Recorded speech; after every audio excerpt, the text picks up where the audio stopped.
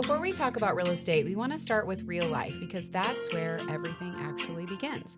We're moms, wives, friends, business owners, and women navigating busy seasons just like everyone else. And this first half is exactly that. It's a catch up, a check in, and a chance to get to know us as people before professionals. Before we talk about real estate, we want to talk about real life. My name is Ashley. I'm Avery.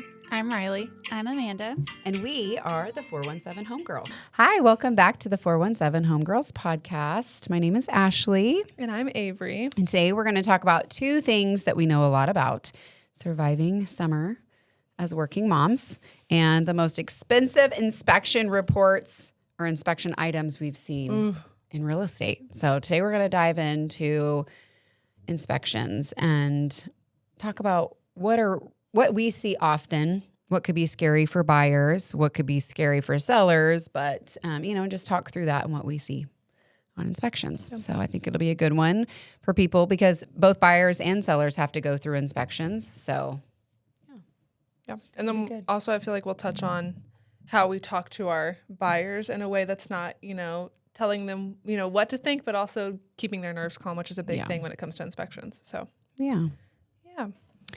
So we're going to first start with catching up. So school just got out, and I know your little's not in school yet. And Liam just got out of kindergarten. I can't believe he's done. And so now we're loading into summer, and it's been a hard adjustment for me because I'm still working a lot. And but yeah, so we're trying to figure out summer plans and camps and activities now that he's old enough to kind of do those things. He just did his first basketball camp. That was exciting. He did so good. He just doesn't want mom to be far away. With him being an only kiddo, I feel like he doesn't have a sibling to go do these things with. And so it's hard for him to just go. So he's always like, I just want you to be there. But he had two of his best friends there from his class. So he was so excited to see them. I mean, he just took off and I don't even think he looked at me the first day. I had to stay all 3 days, but it was an hour and a half. It was perfect. It was the high school boys that ran it and the high school coach. And so he loves, those boys and hanging out with those older boys. Kids, So he had a great time. And with it being his first one and not really being on an organized sport yet, we just play a lot about, shoot hoops next door. He did really good. Like he won several of the little games they were competing in, and they were saying he was on fire, and he thought that was so cool. And he's like, Mom, they said I was on fire, so he's got a big confidence. Yeah, it was a good confidence boost. Awesome. And that's what I told my husband. I'm like, if anything, this was just a really good confidence boost for him. So, yeah. I love that. Yeah, so he did great. That's so good. Yeah, obviously my son's not in school yet, so we don't have like the rush of, getting out of school and dealing with all of that, but I am still a stay-at-home mom, and it's getting hot outside, so figuring out activities during the summer has been interesting. We don't really have any big summer plans. We used to go on a vacation with my husband's family every year, and they kind of decided this year that they, all the individual families are splitting off, and then Cody's cousins just had a baby, so they're not wanting to do anything. And there's just a lot, everybody has their own individual plans. So I don't think we're going to do a big summer vacation this year, but that's okay. Save our money for Christmas and next year, the new baby and whatnot. Yeah. So start planning next year. I think we might try and do like a little weekend thing, go to like Arkansas, just me and Cody and Barrett or something. I don't know. We went to Silver Dollar City last weekend, and that was Barrett's first time ever going. And so, I mean, he's almost 3, so he was at like the perfect age to, he was just tall enough to ride the rides, and he did so good. We brought his like little stroller, and Cody looked at me. He's like, he's not going to sit in this thing at all. And he actually sat in it the whole time. Like, we let him get out and run around and walk around. But there were so many people there because it was like the Mercy Appreciation Day. So there was like 23,000 people there that day or whatever it was. And so he did so good. He waited in lines with Cody to ride the little, the little tiny kid rides. Yes. And it was just really cute. He loved it. He thought it was like the coolest thing ever. So I love that. That was I'll fun. have to ask him next time I see him. Yes. Tell me all about it. Silver Dollar City. But that's all we have really going on. Yeah. No other plans besi's that. How do you feel Liam's birthday's in 18 days, so he's counting down every day. Mom, June 20th. So he's like, Mom, wait, how many more days? How many more days? I didn't realize Barrett's birthday's in 4 excited. days. Oh yeah. So I didn't realize that Liam had a June birthday too. That's cute. So he's counting down for that. We're going to the beach, and then we're going to Disney and on a Disney cruise with my mom in August. So that's going to be What are you doing she for his asked birthday? if we wanted to do it, and I was like, okay. Bricks and minifigs. He's obsessed with bricks and minifigs. So and it's hard because it's Father's Day weekend. He was born on Father's Day.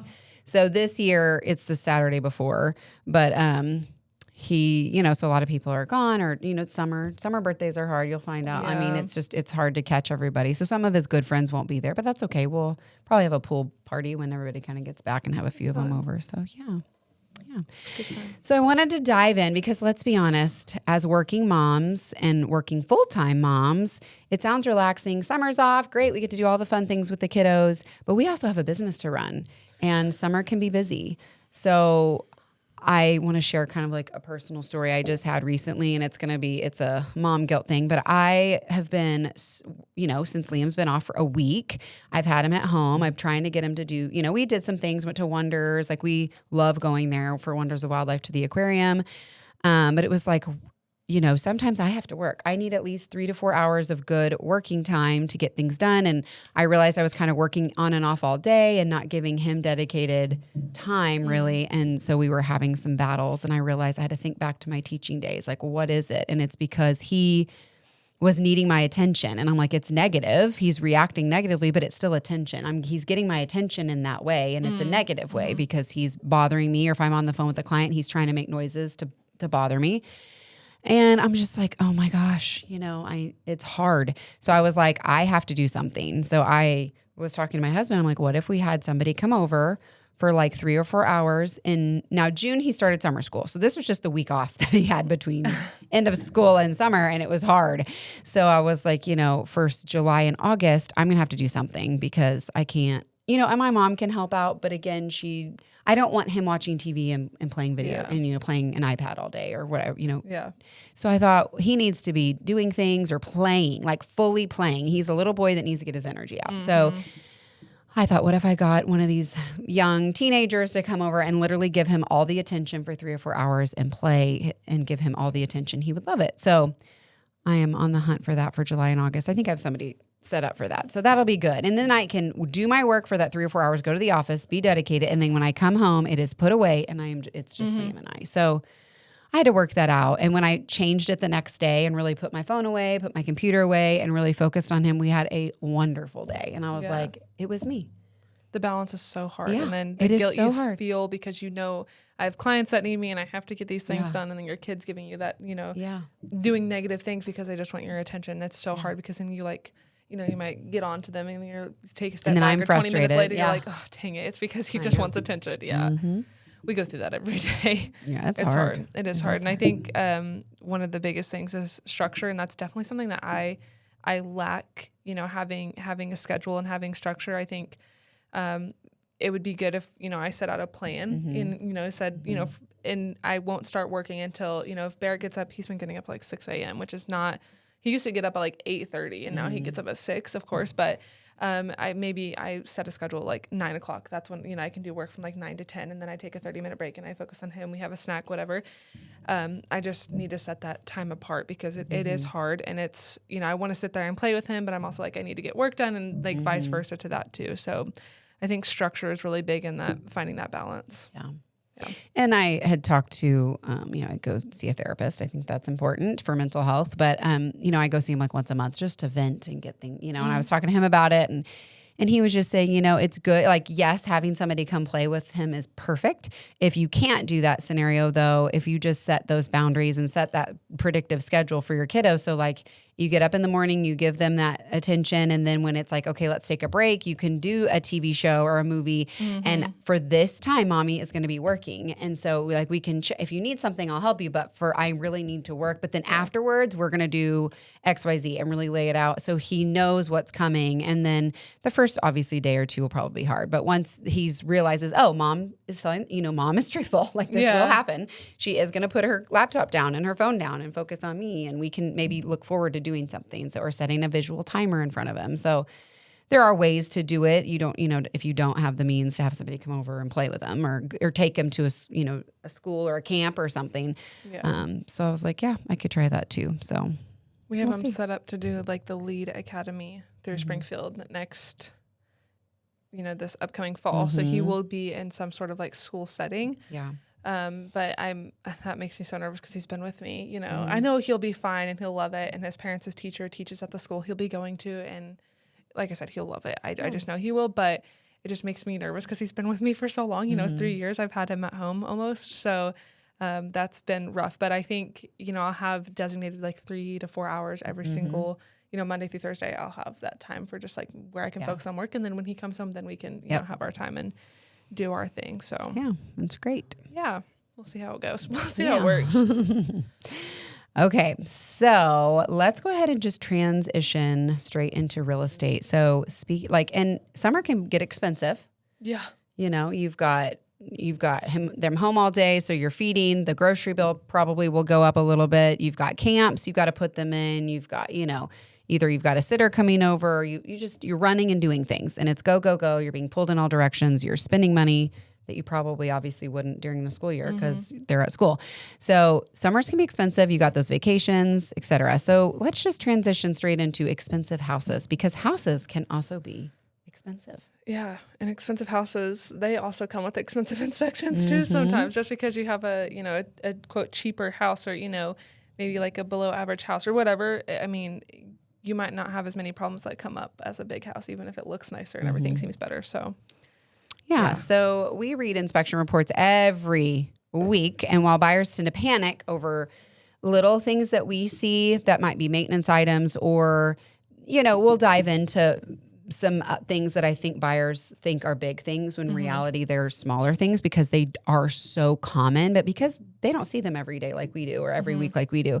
So there are a few items that can legitimately cost thousands and thousands of dollars, and that's why we are there to help them get bids and figure out what those really big ticketed items are, because you don't want them to just, it's no big deal, and then get in and then realize, oh my gosh, that's going to be $5,000-$10,000. Like, that's a big expense that you could have avoided. So let's just dive right into the most expensive inspection issues that we've seen. So just as a disclaimer, no house is perfect. Every house has its issues, even if it's a new build. Sometimes those have more issues than a house that was built like the 60s or 70s. So every house has its issues. No house is going to be perfect. No house is going to come back with a inspection report that has nothing on it. Never. So I've never seen that. That's just something to remember. And I think especially when you have first-time home buyers and you're working with them, they look at an inspection report that has all these like different things, and we'll go over some of those. And, you know, some of them are to us seem little, and some of them, you know, to our buyers seem like the biggest issues in the world. I have to preface this to my buyers. Not every house is going to be perfect. Yeah. So just remember that. And just because something shows up on an inspection report doesn't mean that you should run away. So and I think I've said this on a previous episode, when inspections are not a pass fail. So a lot of people are like, is this going to pass inspection? It's like, well, that's not really, it's not like, oh, this failed it, you have to get this done type of thing. There are for government loans, that's something separate. But it's not a pass fail. It's an inspection report. An inspector comes in and they're looking at every little thing, whether the window opens, whether it locks, whether the door's shut fully. You know, I mean, there's little things they are looking at, and they're also looking at big things. Your foundation, you're looking at your attic, your roof, your HVAC, your water heater, all the big things as well. They're looking at everything. So when you've got a 70 to 100 page, I had an inspection report come back recently. Now they had to do a shop, so they added a shop. Actually 2 separate garages. So there was more to it, but it was over 200 items. And it's like, oh my gosh, 200. No, a lot of those are just maintenance. Like, hey, I see some wood rot here from water. Not a safety issue, not a big deal, but over time, just watch it. And you might have to replace it in the future. Not an expensive fix whatsoever. Or this faulty seal on this window might be it looks like it might be fogging a little bit. And, you know, there's certain things that I think it's just like a maintenance. Or just like a, hey, heads up. And there are things on there that are perfectly fine. It's just stating this is where the water shutoff valve is. This is your AC. This is how old it is. Located like it's the breaker box. Yeah. So, I mean, it's going to look like a lot, but don't let that scare you. That doesn't mean you should run away. You know, there are things that might come up on an inspection, but it's, you know, that can be like very scary, if you will, or very much like, oh my gosh, my house is going to fall down. I've never seen one that's coming back where the house is going to fall down. Yeah. I mean, it's not. And there are some that are way worse there are some that have been way worse than others that are deal breakers for some people. Or the seller's like, well, I'm just not going to fix it. And it is a safety issue for your buyer. And it's like, okay, well then we don't have the funds to fix it. good luck selling it. We're out, you know? So, Yeah. all right. So let's just dive in. Speaking of foundation problems. So let's talk about cracks, like settlement cracks. When you go in, and every time I go show a house, I'm looking for defects in a house that I'm going to point out. I also look for great things that I see too. So I'm going through and I'm always looking up and down, but I'm always looking for, you know, those hairline cracks that you see. And you probably have them in your house. I know I have one in my house. I've just been watching it for a long time to see if it's going to change over time. But they're very hairline cracks, and they can start at door seams. It is an issue if you see them horizontally. So if you see any cracks that are horizontal, that can become kind of like, ugh. Or if you see a crack that is forward and backward, so you can run your hand over it. If it's not smooth, you can feel it coming up, coming out of the wall a little bit. That is probably a more serious issue. But some of these hairline cracks, we look around the foundation. If it has a basement, you're going to look in that, the storage room where you see a lot of the concrete on the walls. You look there, you look to see if it continues on the floor. In garages and sidewalks and driveways, they say it's not when the concrete's not if it's going to crack, it's when. And so those are typical, usually. I mean, if they're real wide apart, then... There's two things to know about concrete that will always happen. It's always going to crack and nobody's going to steal it. So, there you go. Yeah, concrete will crack. Just let it happen. Yeah, so looking at those inside. And so the good thing about what I do is I have a foundation guy in my phone on speed dial. And so I constantly am sending pictures, and he texts me back right away, like, oh, I think that's this or this. And that could just be at a showing. But then when we go under contract like this one, I had one, and there was a horizontal crack in the kitchen. It was disclosed, and some of the cabinets were we have to really look at it. Are the cabinets wonky? Is the floor, what's happening? What is causing that crack, essentially, is what we're trying to find out. So he actually came out once we went under contract, went under the house, and with the inspector, because it had just happened to work out, they were there at the same time, and they got to really look under there together. And they had actually kind of remedied it when they bought it a couple years ago. So it's not going to probably get worse. It's just there. Okay. So there are things you can do to it to fill it. It's not an expensive fix. He'll tell you exactly what to do, how to do it. You just fill the crack with a seal that's going to move with it. So it's not going to just make the crack worse. Yeah. So there are different ways. So cracks versus serious movement. I mean, I went to one house one time and I could see straight through the crack to the outside. That is very concerning. And I was like, we really need to get this corrected ASAP. Fix this now. Yeah. And sometimes at least for me, I just went, I guess it's been a few months now. I had first time home buyers.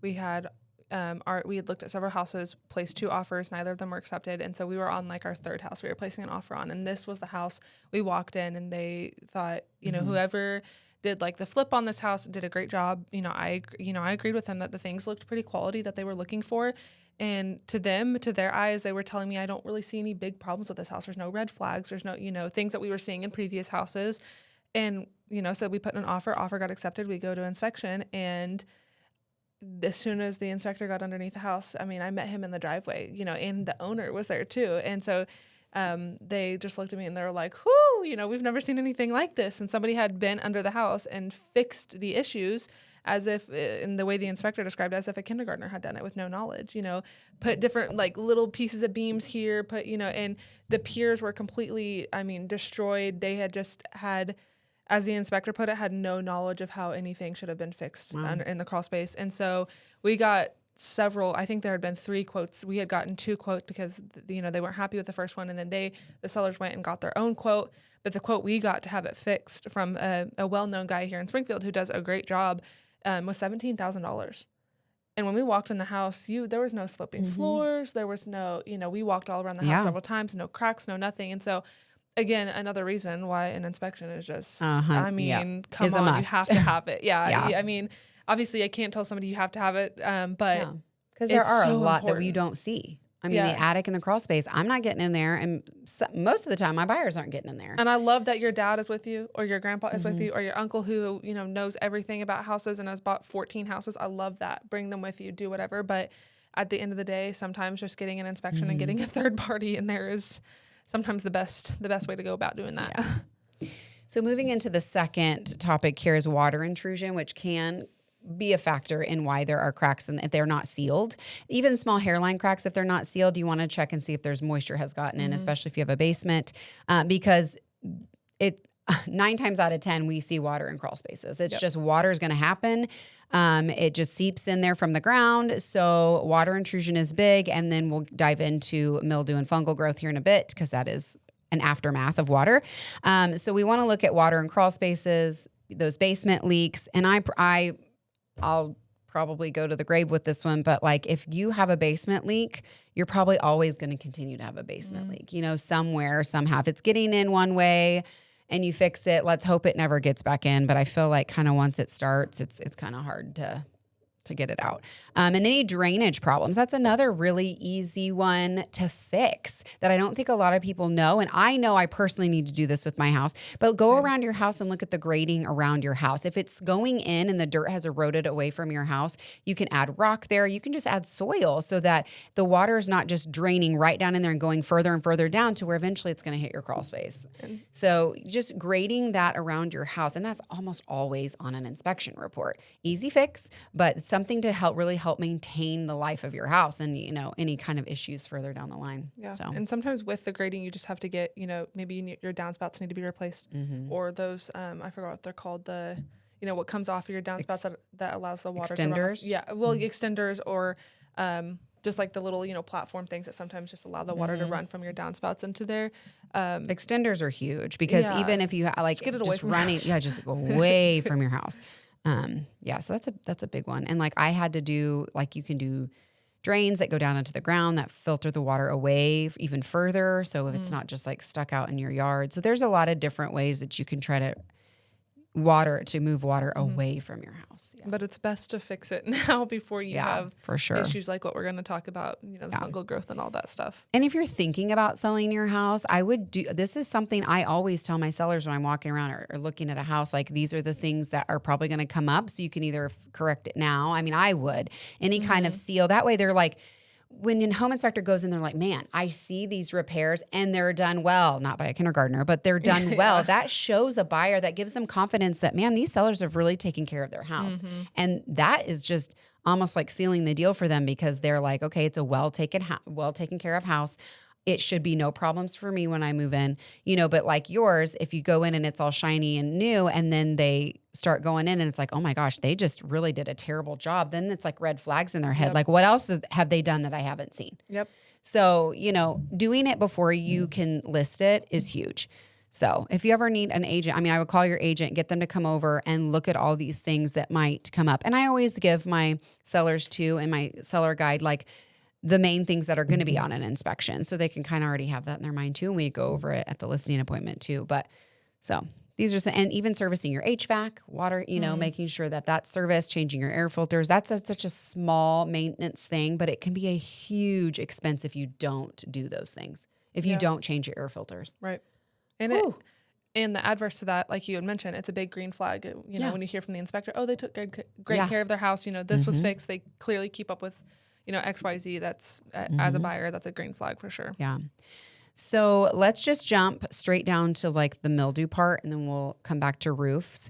But just because we're on the crawl space. So thinking of water intrusion getting into your crawl space, it happens. That's why you have those vents in your house. That's why in the summer and spring, and leading into fall, you want to make sure those are open because when it rains a lot during those times, the water has a place to evaporate to. It's not just sticking to your floorboard, your crawl space. So making sure those are open during that time. If not, it'll create the mold and then that can create structural damage and ongoing issues that are very expensive.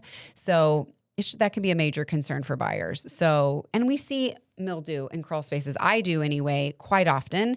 And people will see, it's mold, and they run for the hills. Yep. It's not necessarily black mold that's going to cause you to be very sick. Could it be? Sure. But it's probably just light fungal growth that can easily be scraped off and then painted with kilts to encapsulate it and to not have it come back right there. So, for a while anyway. So that is an easy-ish fix. It's not a deal breaker. So when you see that, if you see something really bad like black mold, then that's different. But just fungal growth here and there on the, and talking to your home inspector about it, I think that's an easy remedy to do for your crawl space and mold. Even things like vapor barriers and stuff can help too. Yeah. And they can be kind of expensive, vapor barriers, and sometimes they're not.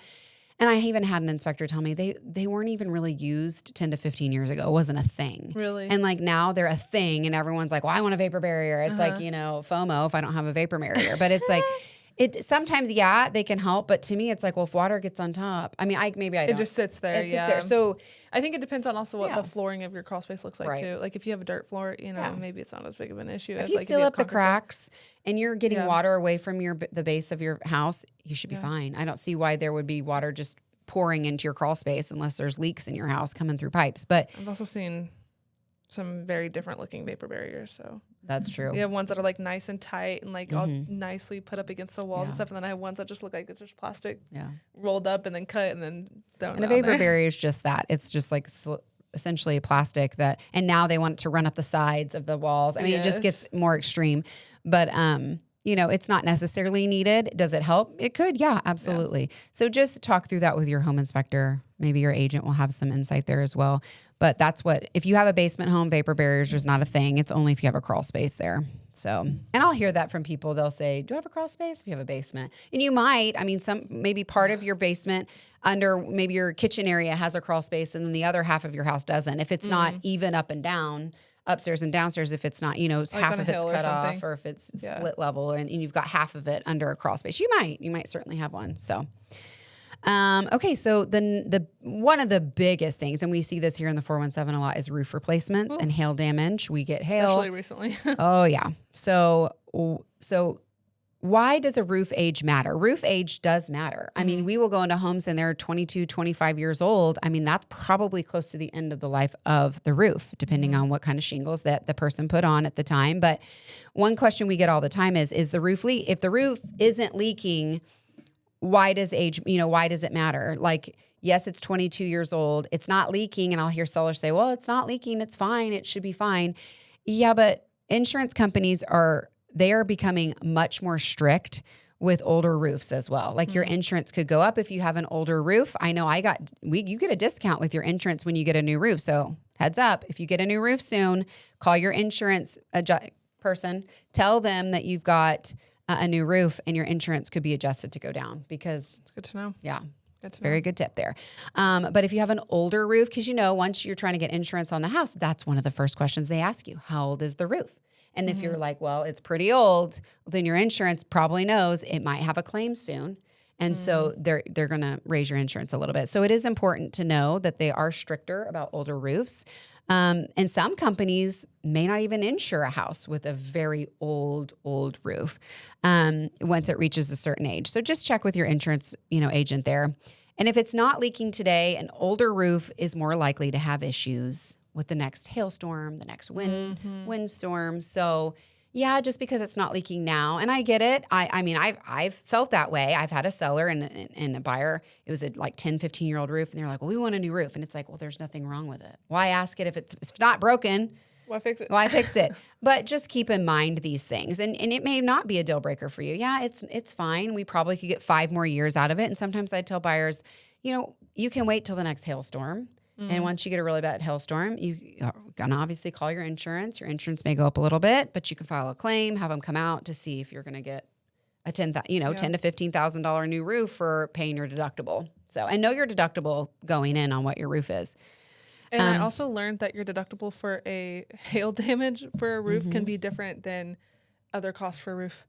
I just helped, my husband's cousins who are first-time home buyers, and they just went through that with a big hailstorm we just had, which I'm sure a lot of people are going through in this part of Missouri. But they thought their deductible was one number, and there was like an exclusion in their insurance. So I was like, yeah, your deductible is this lower number for everything for your roof, house-wise, other than having hail damage. Yeah. And so here's your new deductible for hail damage. That's, way more, which I did not even know that was a thing. So that's also something else to pay attention to. And my insurance was about to, renew and it went up. And every year I call my insurance adjuster, Adam McGrath, shout out to him. He's amazing. And I'm like, hey, he's like, yeah, let me run quotes. No problem. So he ran the quotes and he's like, actually, Ashley, say that 10 times. He said, they were actually raising your insurance. They raised your roof deductible from $1,000 to $10,000. And I was not going to know. What's the point? No one was going to tell me that. Yeah, what's the point in that? Because My roof is about $10,000. Yeah. So I would be paying for a new roof with no insurance. So basically, why am I paying for insurance?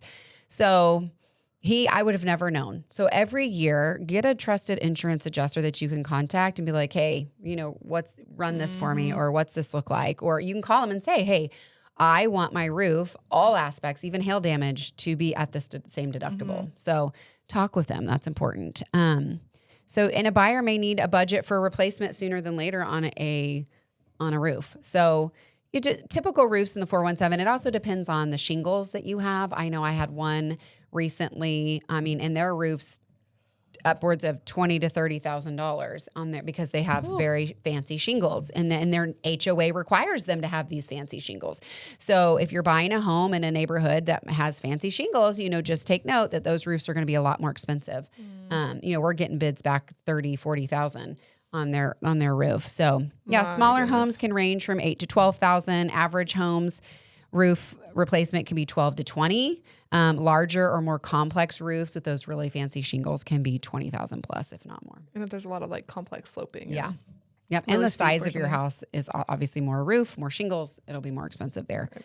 So an older roof isn't necessarily a bad roof. We just want buyers to know what they're walking into and have a plan. Going forward, if everything else is perfect and the roof is a little bit older, just know eventually in the future, you're probably going to have to get a new roof if you still want the house. So if the seller's not going to get you a new roof. Yeah. That's why inspections are important. Also, I want to take note because we just had this hailstorm and I learned this, which makes sense.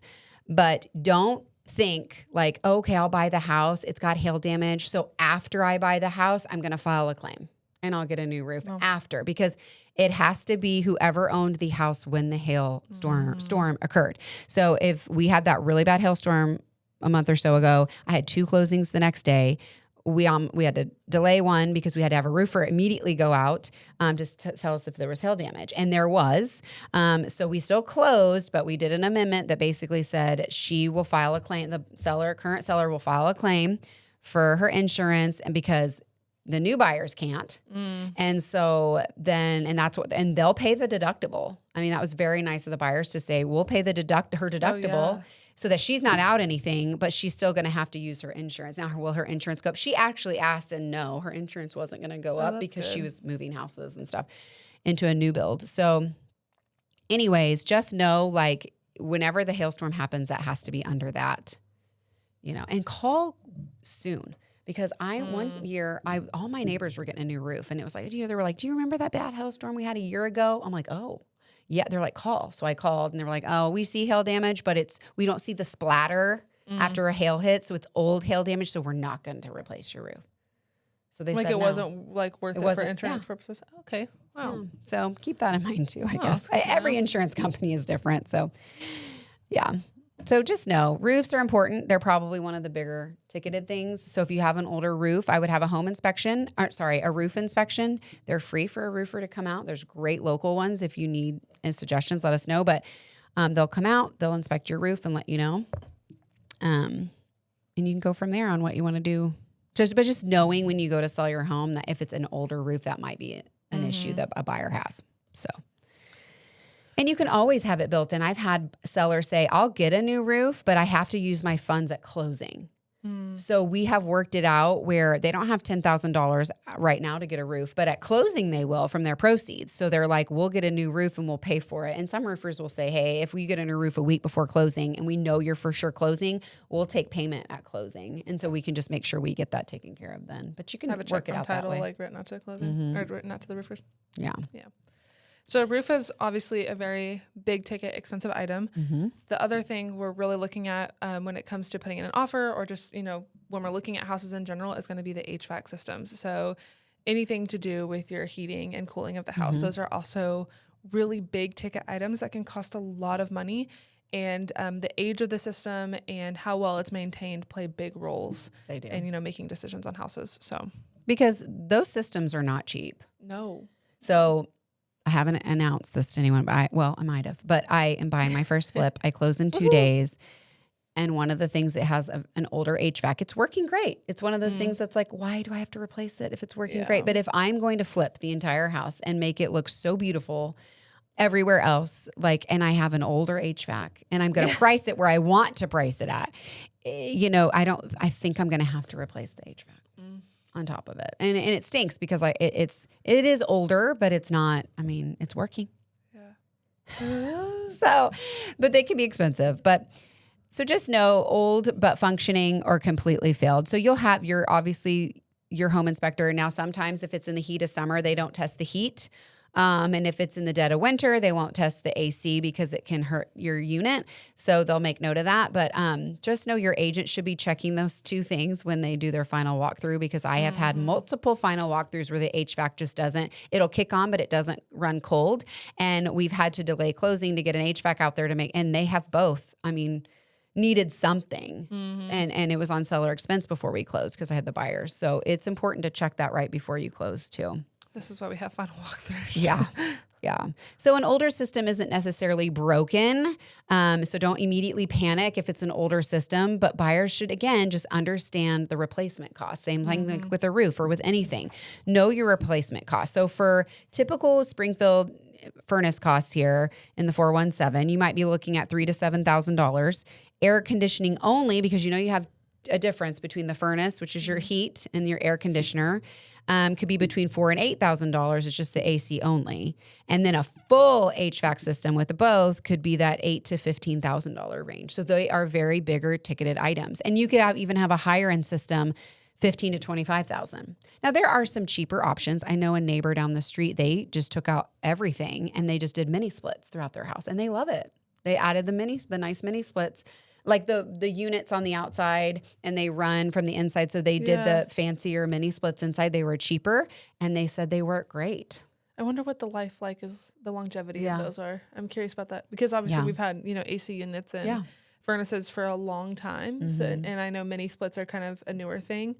They're not newer. People had them in, the 80s and stuff in their shop buildings and whatnot. But for a house, I'm really interested to see that's a good something point. you have running all the time. So no, there's options. Especially if you go into like a room above the garage, you'll see it's either really hot or really cold. And, you can always add a mini split up in that section. But also when you are looking at older homes, and they don't have an HVAC system, they don't have central heat and air, that's a big thing. So just know if you're looking at those older homes that do not have a central HVAC, they are hard to resell without one. So it's a tough one. So you just need to know what you can live with, and then knowing the expense of going forward. And sometimes I know my husband and I, the first house we moved into was actually owned by my great grandma, and the person who had lived there before did not have any central heat or air. It's an older house on the south side of Springfield, and it's a small house. It was like 800 square feet, if that. And so when my grandma decided to flip it, and then we were going to do all the work for it, we wanted to put it in an HVAC unit. And luckily there was room in between. You have to make sure there's room in the attic to run all of your, central heat and air lines, all your HVAC lines, room in the crawl space, whatnot. Like my grandparents do not have central heat and air in their older home, and they can't put it in because they have an upstairs and there's no room to run it in between the ceiling and the floor of the upstairs. So as much as they would love it, they have a window unit. It works great. Yeah. That's what they've always had. They have one window unit, and one window unit downstairs and one upstairs, and then they have 3 or 4 propane heaters and a pellet stove, and they're fine with it. But if they will live in that house for forever. But if they went to go resell that house, it would definitely be a big hit, because there's not even an option for it really, unless you put something in like a mini split, which might be more permanent and better looking than a window unit, or some sort of wall unit. Yeah. So there is a difference between an older unit that's functioning properly, kind of like we're talking about the roof, or a unit that has failed and isn't functioning. I don't think it's really fair for a buyer to come in and ask for a seller to do a brand new unit if it still has 5 to 6, 8 years left on the line. You don't know how long those are going to run. It might be an older unit. If it's 30 years old and it's brand, it was new when they bought it, and and they've maybe had issues, but I just feel like you don't want to just go in and ask for a brand new unit if it's still functioning. It may be older, but you might still get a lot of years out of it. Yeah. I think it also depends on what the house looks like around it.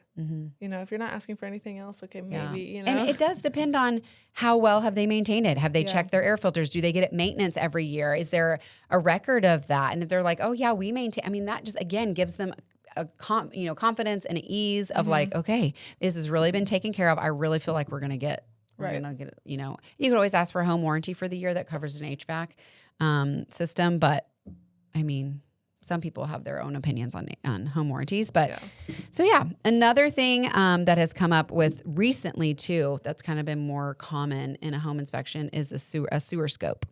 So talking about sewer lines, and this is one I think many buyers don't think about is the sewer lines, because I get these in the mail all the time, and you might too, but they want you to get insurance because you are responsible, the homeowner is responsible from the pipes from your house out to the connected to the public sewer system. So you are responsible for those. So if there's any issues within those lines, tree roots, debris, anything within those, you are responsible for those. So root intrusion, collapsed lines, sewer backups, all that. So sewer scopes, in my opinion, are worth every penny. Every penny.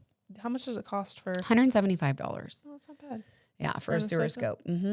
Peace of It's mind. totally worth it.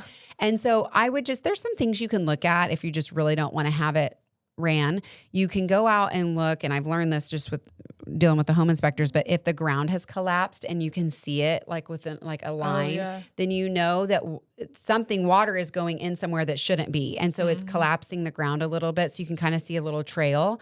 If it's a really older home, like I had one really bad in Marshfield, we did one and there were so many roots inside of it. And I mean, we had them dig it up and fix it because it would have just backed up and caused so many issues in the house. Right. And so, they had to fix it, but you could see it had collapsed around when there's big older trees around the roots. If there's trees on top of those, I mean, bad news. So you just have to, I think it's worth it. Yeah. New builds, you just want to make sure they're connected correctly, but you probably won't have as issue with a new build. Especially not if there's going to be probably any trees, and if so, they're probably new trees too. Right. So you wouldn't have the root issue. Yeah. So a sewer scope basically is where they take a camera and they run it through the sewer line from your house to your street. They can either do it, sometimes they have to pull the toilet, they put it back and seal it and everything, but if they can't access on the outside. But the typical cost is like $175 in our market. And to me, it's one of the best investments that buyers can.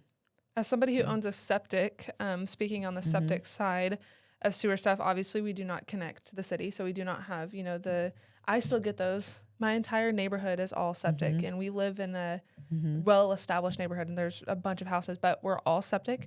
And there's something put in place where basically everybody in the neighborhood, like 90% of the people in the neighborhood, have to agree to it, and then you have to pay $15,000 to the city in order to get connected to the city. And there's even a brand new build neighborhood behind us. I think you even sold a house in that neighborhood, and they're all on the city. But for us, it'd be $15,000, which is a lot. But so for septic things, I actually just spoke, and I found a good septic guy who does septic inspections. And it's basically the same thing. Just go, if you have lateral lines, just, going to make sure all your lateral lines aren't disrupted. They're not, broken.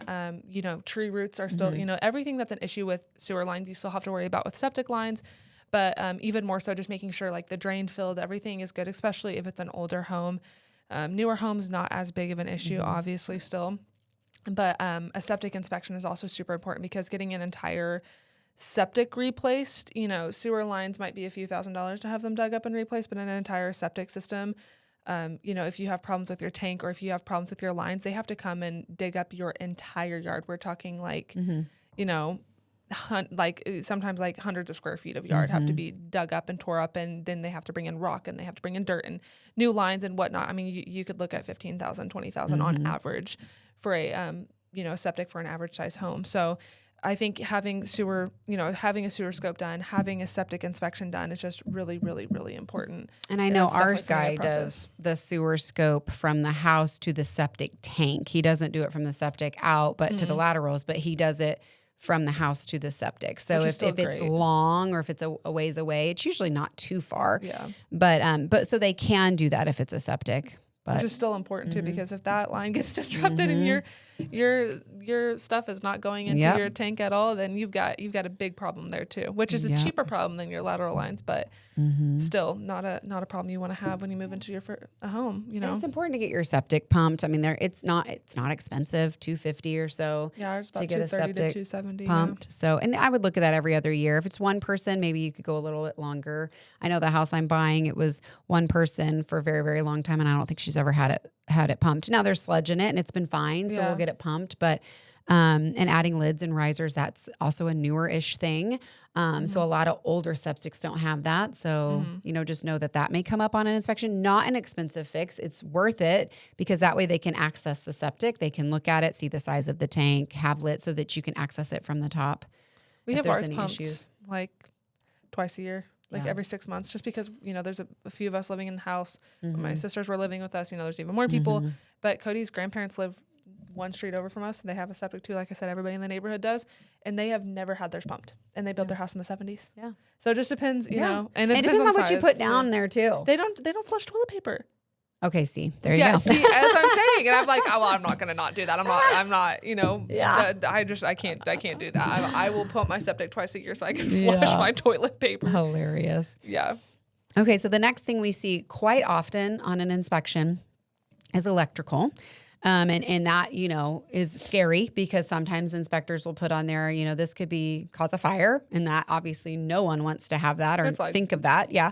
So just kind of knowing some things that you might see, aluminum wiring, different knob and tube. In older homes, you'll see knob and tube. Some insurances may not even cover a house that has knob and tube wiring. So if you're buying an old Victorian beautiful house that's really, really old, you're going to it might have knob and tube. So you want to make sure. The cloth wiring. Yeah. You just have to know what kind of electric. If it's a newer build or in the past 20 years or so, you're probably fine. Yeah. But just check the electrical. But there's some things like there's breakers, there's things in the breakers, or like right now I have one and all the hot and neutrals are reversed and they're all upside down. Like almost all of them in the house are. And they're like, what happened? So that's an easier-ish fix. It's kind of an annoying fix, but you have to go around and redo them all and flip them over. GFCI, not grounded. We hear those words all the time. GFCI has to be within, 6 feet of water. So in the bathroom, it's important to have one there. I think it might even be less. Or if it's within 6 feet of a water source. Yeah. So there's electrical things that for sure. And that is something if you want a specialist to come out to look at, that again, home inspectors are just like your general doctors, and then they can see some electrical things and they may call out something worse than it really is. And an electrician may come out and say, oh yeah, we see this. It's pretty common. It's fine. It's not gonna, it's going to be fine. Or they may say, oh, this is actually worse than we think. So they do cost to come out. Electricians usually cost $100, $125 to come out and do their inspection. But it's worth it. Yeah. Most of the time I feel like what I see, which is very common, is that an outlet just doesn't work. Yeah. They go and they plug their meter in and their outlet just doesn't work, which is pretty typical. But or what does this outlet go to? Or the light switch, what does this light switch go to? And it could be to an outlet that nothing's plugged into. Like older houses sometimes just go off lamp switches. They'll have a lamp plugged in and then they'll flick it on and the lamp comes on because there's no overhead lights. I've seen that in some houses. Yeah. The 70s, not having overhead lighting, the mood lighting. Missing cover plates, things like that. Those are common and they're very minor to repair. But again, knowing the cost. Yeah. Exactly. Especially like if you have an outlet that doesn't work, it could cost no money. You might know somebody that could fix it, or it could cost, $100 to get it fixed, whatever. Yeah. And like panels, there can be more serious electrical concerns. So, aluminum wiring, the old knob and tube, fire risks are more higher there. Potential costs thousands of dollars there to get that repaired or to get it switched out. There's a lot of times we've seen DIY electrical work, which I would never mess with that. Because I don't want to get electrocuted. But like open junction boxes, things that inspections find, improper wiring, exposed wires, unsafe modifications that people may have done DIY with. So these can be expensive quickly, but once a licensed electrician gets involved and they really narrow down the cost for you, I think that's important to then turn around and ask the seller once you kind of get that. So I think an electrician I have my clients now, they're like, I don't mess with electric. I know nothing about it. I don't want to know. I want an actual professional to do that work. Right. And if I see something, my husband's obviously an electrician. So if I see something, he's not a residential, he's, commercial and industrial and petroleum. So, but he knows, he did residential for like 6 months. So he knows residential really well. But if I'm like, see something that I'm like scared of, like, there's kids running around as we're looking at a house, I send him to him. He's like, no, that's literally your Ethernet cable. You're fine. I'm like, oh, okay, I can breathe. And the last kind of one that we're going to hit on is, and we kind of talked about this earlier, is that mold and fungal growth. We see it a lot, and not all black mold is toxic and harmful. People immediately think it is, but it's not. But mold and fungal growth can still create problems for you. So it's just important to remediate those and get it fixed. So if, you might have health concerns. Some people are like, oh, I'm definitely allergic to mold. I've heard that so many times. I have bad allergies, and I get that. So let's get it fixed. So especially if you have children or an elderly person living with you or asthma concerns. So you just want to figure out why. Where is that coming from? Where is that mildew or fungal growth coming from? And let's fix that problems and then and then scrape it off, get it all out of there. And then let's, moving forward, you should be fine. Yeah. So it's not oh my gosh, I see it, I'm out. I'm fungal. There are easy fixes there. I mean, we had mold. We just renovated our bathroom, and we took up all the trim and like repainted everything and put new trim down. And the last piece of trim we popped out just had mold all along the bottom, black mold all along the bottom of the trim. And the reason for that was it was right next to the shower. It was a piece of trim that was closest to the entrance of the shower. And so we did what we were supposed to do, put mold removal on there, wiped it off. It literally came off with a few wipes and then painted over it with Kills, and it was fine. So. And sometimes you'll go in bathrooms. I see this a lot. You'll go into bathrooms. They either don't have an air vent a bathroom vent to take it when they take a shower, or they don't use it, or they don't have one. So if you have one, pop that on. I do every time before I get my shower because it just takes the steam out. It's not going to just sit on your ceiling and your walls, and then it's just going to create that fungal growth. You'll see it, So that's important to do too. Minor, something so small but can make such a big difference, especially when you go to sell your house. If you've got black stuff up on the ceiling, it's like, And if you have one that doesn't work, I just looked at Menards, they're $50, or you can buy a cheap one for $25. So. And I'm going to be honest here. This is probably the biggest one for me is fungal growth. The flip house I have has big black spots from roof leaks, and that scares me. But the contractor said that's probably honestly just rot from the trusses or something. The wall. What do you put on the ceiling? Sheetrock. Sheetrock. Thank you. It's just probably sheetrock rot. And I'm like, oh, so it's not like black mold. Like I'm just picturing this black mold up because it's black. And he's like, no, it's probably just that. We just take that off because the attic looked great. Yeah. And everything looked great. So I'm like, oh. Just replacing that piece. Just replacing. Yeah. Cutting it out, replacing it. Because the original cause has already been fixed. Correct. So, there you go. Yeah.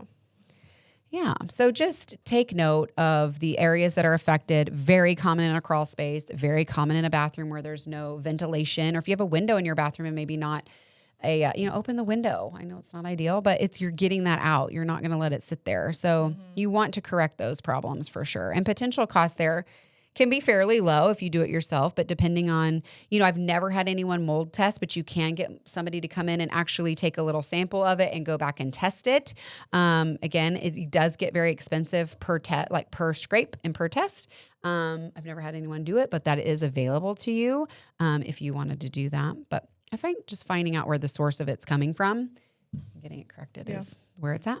And there are plenty of mold remediation companies here in Springfield or, in the 417. So, as long as you get the problem corrected and the reason why it was happening corrected, then, you can have a company like that come in and fix it, or, have the sellers do that.